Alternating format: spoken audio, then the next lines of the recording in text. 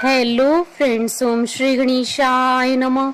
जय माता दी। आप सभी का स्वागत है आपके अपने यूट्यूब चैनल पर।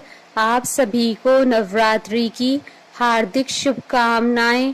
आज हम नवरात्रि के चतुर्थ दिन पर दुर्गा सप्तशती के पाठ के छठे और सातवें अध्याय को प्रस्तुत करेंगे। फ्रेंड्स, वीडियो शुरू करने से पहले आपसे रिक्वेस्ट है, अगर आप हमारे चैनल पर नए हैं और आपने अभी तक चैनल को सब्सक्राइब नहीं किया है तो प्लीज़ सब्सक्राइब कीजिएगा चैनल को, साथ ही प्रेस कीजिएगा बेल आइकन को, जिससे नए वीडियो से रिलेटेड नोटिफिकेशन आपको तुरंत प्राप्त हो सके। और वीडियो पसंद आने पर वीडियो को लाइक और शेयर जरूर कीजिएगा ताकि सभी भक्तों को इस वीडियो का लाभ प्राप्त हो सके।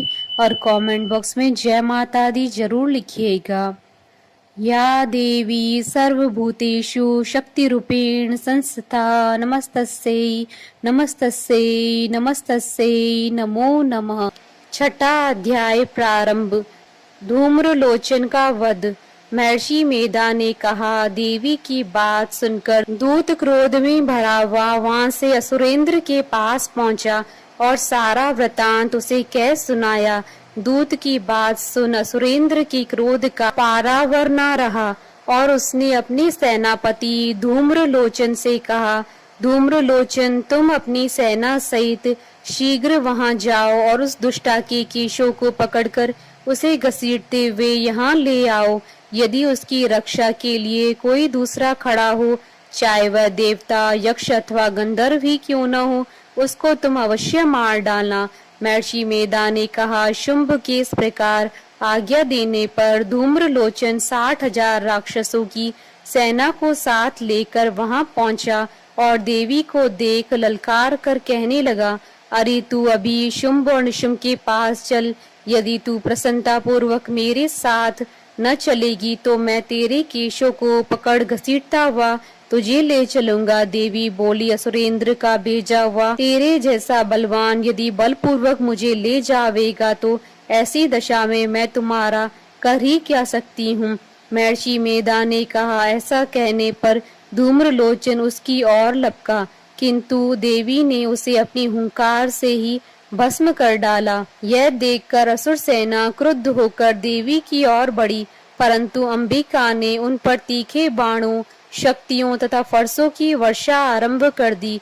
इतने में देवी का वाहन भी अपनी ग्रीवा के बालों को झटकाता हुआ और बड़ा भारी शब्द करता हुआ असुर सेना में कूद पड़ा। उसने कई असुर अपने पंजों से, कई अपने जबड़ों से और कई को धरती पर पटक कर अपनी दाढ़ों से घायल करके मार डाला। उसने कई असुरों के अपने नख से पेट फाड़ डाले और कई असुरों का तो केवल थप्पड़ मारकर सिर धड़ से अलग कर दिया। कई असुरों की भुजाएं और सिर तोड़ डाले और गर्दन के बालों को हिलाते हुए उसने कई असुरों को पकड़कर उनके पेट फाड़कर उनका रक्त पी डाला। इस प्रकार देवी के उस महाबलवान सिंह ने क्षण भर में असुर सेना को समाप्त कर दिया। शुंभ ने जब यह सुना कि देवी ने धूम्रलोचन असुर को मार डाला है और उसके सिंह ने सारी सेना का संहार कर डाला है, तब उसको बड़ा क्रोध आया। उसके मारे क्रोध के होंठ फड़फड़ाने लगे और उसने चंड तथा मुंड नामक महासुरों को आज्ञा दी, हे चंड मुंड, तुम अपने साथ एक बड़ी सेना लेकर वहां जाओ और उस देवी के बाल पकड़कर उसे बांधकर तुरंत यहाँ ले आओ। यदि उसको यहाँ लाने में किसी प्रकार का संदेह हो तो अपनी सेना सहित उससे लड़ते हुए उसको मार डालो, और जब वह दुष्टा और उसका सिंह दोनों मर जावे तब भी उसको बांधकर यहाँ ले आना। इति श्री दुर्गा सप्तशती पाठ का छठा अध्याय समाप्त हुआ। सातवां अध्याय प्रारंभ। चंड और मुंड का वध। महर्षि मेधा ने कहा, दैत्यराज की आज्ञा पाकर चंड और मुंड चतुरंगिणी सेना को साथ लेकर हथियार उठाए वे देवी से लड़ने के लिए चल दिए। हिमालय पर्वत पर पहुंचकर उन्होंने मुस्कुराती हुई देवी जो सिंह पर बैठी हुई थी को देखा। जब असुर उनको पकड़ने के लिए तलवारें लेकर उनकी ओर बढ़े तब अंबिका को उन पर बड़ा क्रोध आया और मारे क्रोध के उनका मुख काला पड़ गया उनकी भ्रुकुटियां चढ़ गईं और उनके ललाट में से अत्यंत भयंकर तथा अत्यंत विस्तृत मुख वाली लाल आंखों वाली काली प्रकट हुई, जो कि अपने हाथों में तलवार और पाश लिए हुए थी। वह विचित्र खड्ग धारण किए हुए थीं तथा चीते के चर्म की साड़ी एवं नरमुंडों की माला पहन रखी थी। उसका मांस सूखा हुआ था और शरीर केवल हड्डियों का ढांचा था, और जो भयंकर शब्द से दिशाओं को पूर्ण कर रही थीं, वह असुर सेना पर टूट पड़ी और दैत्यों का भक्षण करने लगी। वह पार्श्व रक्षकों, अंकुशधारी महावतों, हाथियों पर सवार योद्धाओं और घंटा सहित हाथियों को एक हाथ से पकड़ पकड़ कर अपने मुंह में डाल रही थी, और इसी प्रकार वह घोड़ों, रथों, सारथियों व रथों में बैठे हुए सैनिकों को मुंह में डालकर भयानक रूप से चबा रही थीं।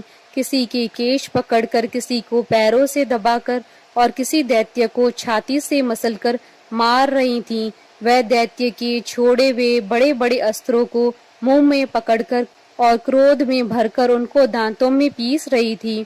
उन्होंने कई बड़े बड़े असुर भक्षण कर डाले, कितनों को रौंद डाला और कितनी उनकी मार के मारे भाग गए। कितनों को उन्होंने तलवार से मार डाला, कितनों को अपने दांतों से समाप्त कर दिया। इस प्रकार से देवी ने क्षण भर में संपूर्ण दैत्य सेना को नष्ट कर दिया। यह देख महापराक्रमी चंड काली देवी की ओर लपका और मुंड ने भी देवी पर अपने भयानक बाणों की वर्षा आरंभ कर दी और अपने हजारों चक्र उस पर छोड़े। उस समय वह चमकते हुए बाण व चक्र देवी के मुख में प्रविष्ट हुए इस प्रकार दिख रहे थे, जैसे मानो बहुत से सूर्य मेघों की घटा में प्रविष्ट हो रहे हों। इसके पश्चात भयंकर शब्द के साथ काली ने अत्यंत जोश में भरकर विकट अट्टहास किया। उनका भयंकर मुख देखा नहीं जाता था। उनके मुख से श्वेत दांतों की पंक्ति चमक रही थी। फिर उन्होंने तलवार हाथ में लेकर शब्द कहकर चंड के ऊपर आक्रमण कर दिया और उनके केश पकड़कर उसका सिर काटकर अलग कर दिया। चंड को मरा हुआ देखकर मुंड देवी की ओर लपका, परंतु देवी ने क्रोध में भरे उसे भी अपनी तलवार से यमलोक पहुंचा दिया। चंड और मुंड को मरा हुआ देखकर उसकी बाकी बची हुई सेना वहां से भाग गई। इसके पश्चात काली चंड और मुंड के कटे हुए सिरों को लेकर चंडिका के पास गई और प्रचंड अट्टहास के साथ कहने लगी, हे देवी, चंड और मुंड दो महादैत्यों को मारकर तुम्हें भेंट कर दिया। अब शुंभ और निशुंभ का तुमको स्वयं वध करना है। महर्षि मेधा ने कहा। वहां लाए हुए चंड और मुंड के सिरों को देखकर कल्याणकाई चंडी ने काली से मधुर वाणी में कहा, हे देवी, तुम चूंकि चंड और मुंड को मेरे पास लेकर आई हो, अतः संसार में चामुंडा के नाम से तुम्हारी ख्याति होगी। इति श्री दुर्गा सप्तशती पाठ का 7वां अध्याय संपूर्ण हुआ। जयकारा मां माईदा सच्चे दरबार की जय। हमारे साथ इस वीडियो में अंत तक बने रहने के लिए आपका धन्यवाद। ओम श्री गणेशाय नमः। जय माता दी।